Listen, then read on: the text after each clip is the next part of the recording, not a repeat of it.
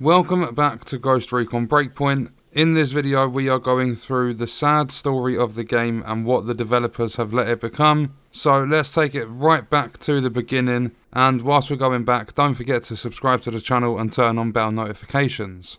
May 9th, 2019, the day the game was announced, where all of this gibberish started. It all looked good. They showcased some pretty cool stuff in the trailer of Nomad fighting the wolves, and also the fact that we can prone camo. But if we take a look at how it is in game, there's just zero immersion. You never get involved, you never feel involved, you simply cover yourself in mud, and the enemies have all of a sudden transformed to be as thick as two planks. We're going to skip the boring shit like the online tech tests that felt like pre-alpha and the beta which actually seemed decent, and take it straight from May the 9th up until the day of release, October the 4th, 2019, and we're going to have to properly set the mood for this one. So, the game is released. Everyone can enjoy what Aurora has to offer, and if you don't like drones, and more drones, then it's definitely the wrong game to even think about playing. The island is completely plastered with drones. You even have your own mini Egg Island that pretty much only has drone patrols.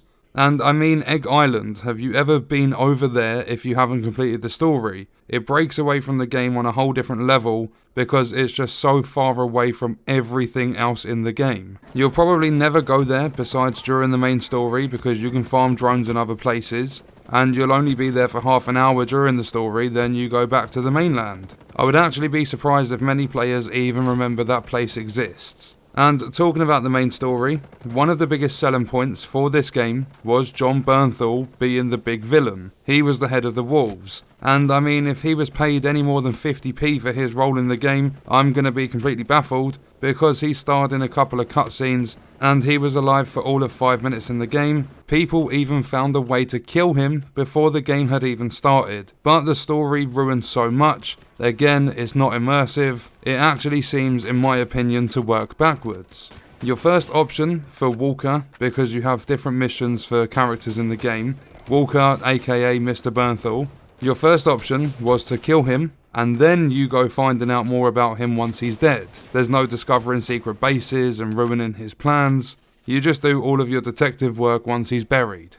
Another stupid design in the story is the fact that the final mission of the whole campaign has your gear that drops capped to 150 regardless of your current score. I was at 241 when I did this mission, so all of my rewards were 91 score below what I currently had equipped, deeming it absolutely fucking useless. But that brings us on to the loot system. A lot of players were against and still are against the loot system, but I was all for it and still kind of am, even though it's such a ridiculous mechanic, and I kind of hope it's never implemented into another game in the same fashion, because if it is, I will literally be scratching my eyeballs out so that I don't have to see such a confusing system. Put it this way to simplify it. Your cap is 250 for crafted gear. I say gear, but I mean weapons, because when you dismantle your clothing/armor type of gear, you are literally just collecting dust in your backpack with all of the parts that come off that gear, because for some reason there has never been a way to craft gear in this game. So your crafted gear is capped at 250, but your looted gear can go to 252. But that is only if you're doing the elite faction missions, which are so repetitive. Steal this truck, defend this computer, you get the picture, I don't need to carry on. After days and maybe even weeks for some players, you'll hit the threshold, but then you'll notice that some players are up to 300 gear score, and we're going to get into that one shortly. If you're wanting to get yourself up to 252, it's going to be one hell of a ride. As you're slowly climbing the score, you'll find it takes longer and longer the higher you get, which is good because it makes the game last longer. But when you hit 200, it feels like you're running a marathon, but you've been living off McDonald's for years, so it's hard work and way harder than it actually needs to be. The loot is actually gated behind loot. You are literally farming the same crap over and over and over and over to progress the tiniest bit, because at around 220 I think it is, you actually have to find about 50 new gear drops to advance 1 gear score. Yes, you heard me correctly, you advance 1 after finding another 50 items. The grind from 220 to 250 genuinely took me days, but the accomplishment felt good, so it did feel as though it was worth it. That is until the elite faction missions kicked in, and they are limited to 2 a day before it's standard gear only dropping from them. And what makes the whole system even worse is the fact that it was capped for your points each day, meaning you weren't earning many cosmetic act rewards for the elite missions you were doing, but then they uncapped it, or so they claimed in an update. I say they claimed because it was still capped at around 600 points per day or something like that, but that did feel better until the devs hit a brick wall. Actually thinking about it, it's more like a steel wall. They fucked up the battle point system, gave all of the Act 1 and Act 2 items to everyone for free,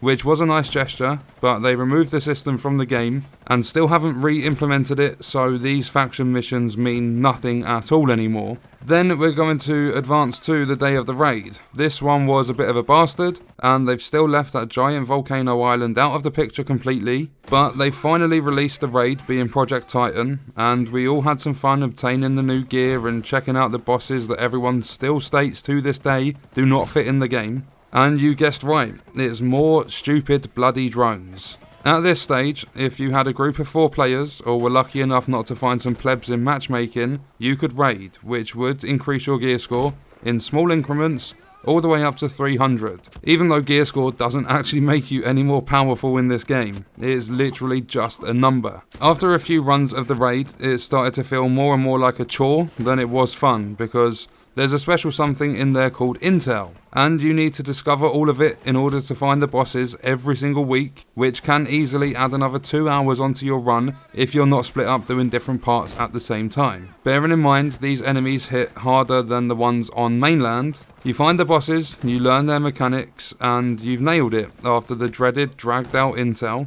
And then you are left feeling actually quite good with some high gear score items until you're back on mainland once again with absolutely nothing to do. And did I mention when you're looking at the raid, there's this little section called weekly modifiers, and they have never been activated as far as I'm aware. And that was Project Titan, so what comes after the raid? That brings us to the Terminator event, something I've also covered for the game, and it did seem cool at the beginning, but that wore off faster than Sillet Bang cleans dirt. It was initially set to release on the 18th of December, but they delayed it on the 16th, literally 2 days before release, because it wasn't ready. And I swear to God, if I hear that from another developer this year, my ears are going to bleed. It would be like listening to your most hated song at full volume on fucking repeat. Excuse after excuse with AAA devs these days. And the devs at this point went 100% radio silent until mid-January, when we found out the event was coming on the 29th. And that was just 1 day after the 1.1.0 title update, which had more server problems, but they actually got fixed in a couple of hours. So much for polishing up the content of the game.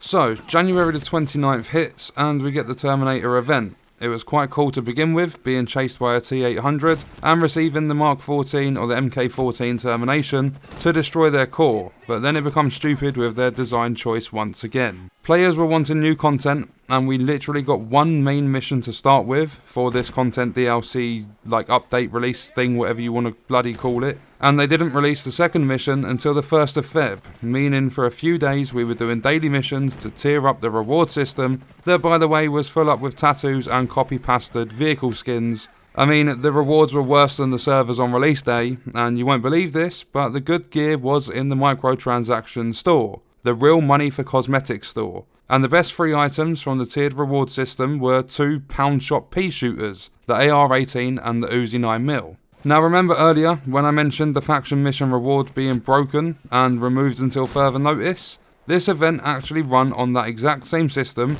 and would you believe it worked perfectly so that we could earn all of the rewards. 2 days later, event complete, and we are now moving on to the final section of this video, the promises. When they announced the game, a lot of players felt as though Wildlands 2 would have been better, and this game kind of feels like a variant of it, because there are some parts of the game that are the same, but in this state I'm glad they didn't ruin the Wildlands part of the Tom Clancy franchise. We were told we would get AI teammates because they wasn't ever actually going to put them in until everyone started complaining, then they said they'll work on it, another thing developers say constantly. But we were told we would get them so that they could help assist us in our robot wars, but we're now 4 months into the release of the game and there's still no news about them at all. They are releasing a new class for everyone to play at some point this month, being engineer, but again, nothing's been heard about it. We have no news, info, or anything about what's coming to the game in terms of actual good content. We do have a roadmap, but it doesn't really state much. But I want to know in the comments, do you want to see AI teammates in this game? Should it have just been Wildlands 2 because of how similar it feels? And any other good stuff you want to share? I'm not against this game, I will still be playing it, but I wanted to share my thoughts on the game and the development of it. And I want to know why these developers keep releasing no, wait, that's the wrong image, that's a burnt potato. Why they keep releasing half-baked products. It's been happening for such a long time now, and I don't think it's going to stop anytime soon. So let me know your thoughts in the comments. I hope you guys enjoyed the video. Thank you for watching.